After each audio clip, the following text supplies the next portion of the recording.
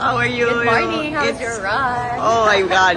Yeah, trying to, I'm inspired by the fitness of all you girls. You know, you look like you're very trim. How are you holding up physically at paano mo na-maintain yung physique mo? You know, I've been training in the Philippines, Miss D.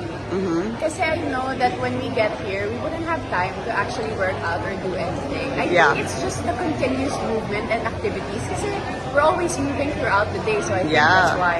I love your outfit today. Can you tell us about it? Is it a one piece? Yeah. This is separate. The top is Devico. Uh-huh. And the pants is Anthony Ramirez. Oh, nice. Is it okay to turn? Nice. And I love the Philippine flag cover you have on your phone. Always. You know, it's a good reminder why I'm here for. Yeah.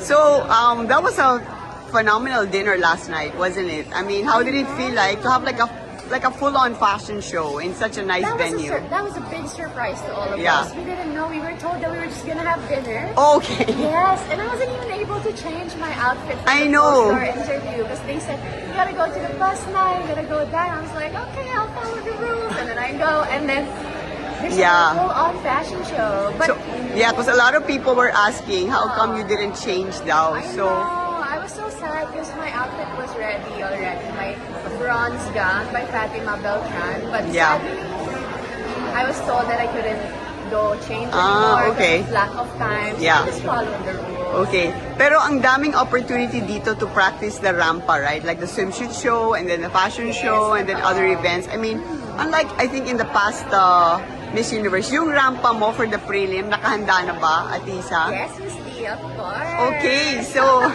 meron kang parang, do you practice it still or it's already done? Yes, kapag nag-ano ako, nasa salamin ako, halimbawa, nagtatanggal ako ng makeup, ganyan-ganyan ako. Yeah.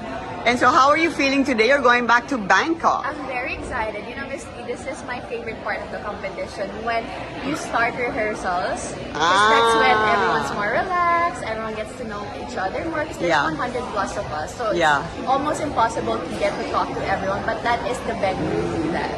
And then, alam mo yun, parang you're rehearsing for the big night. Yeah. So that's my favorite part. Yeah. So how are the girls? How has the interaction been in the last 2 weeks? Everyone has been so amazing and so kind, and I wasn't expecting anything else because this is Miss Universe. Like, all the countries are sending their best girls here. Yeah, we spoke to Panama. She said you guys are very helpful in the room. Are you also going to be roommates back I hope in so. Bangkok? I think so.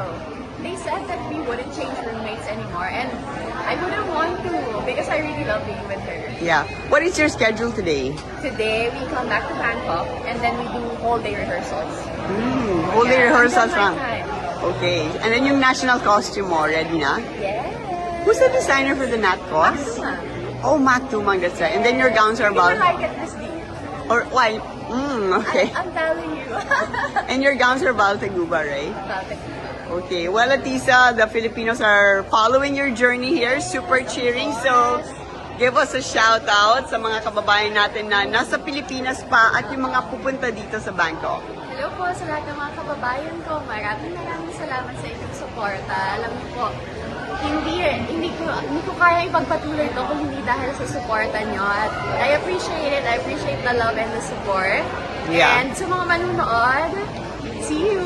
Yeah. And Atisa, I love your makeup. It seems like you've perfected it. It's Ah, super thank early in the you. morning and it's so clean. Kaya nga. And your parang hair is antok pa like... ako ng yung makeup. Antok pa yan? Huh? Yes. Well, we love you. We're cheering for you. Super God bless and mabuhay Pilipinas!